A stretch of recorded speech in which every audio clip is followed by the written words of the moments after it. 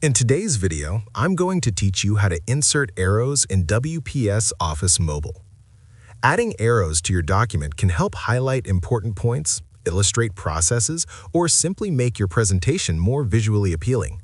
WPS Office Mobile makes this process straightforward and flexible, allowing you to place arrows exactly where you need them. To start, open the document where you want to insert the arrow. Once your document is open, look at the bottom of the WPS app and tap the icon located in the bottom left corner. This will give you access to additional editing tools. Next, tap the Insert tab and then tap the three dots on the right side of the Shapes menu. This action will reveal a variety of shapes, including several types of arrows. Swipe through the options to browse the different arrow styles that are available and select the one that best fits your needs.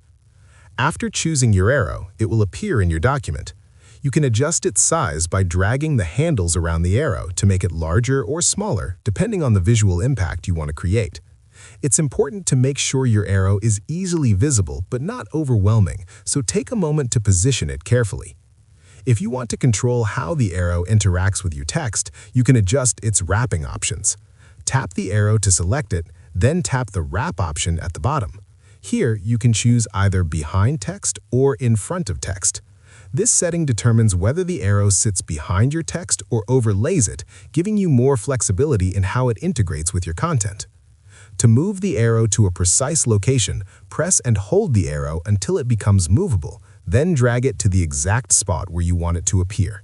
This allows you to position the arrow to point to specific areas of your text or other elements in your document, making your instructions or illustrations clearer.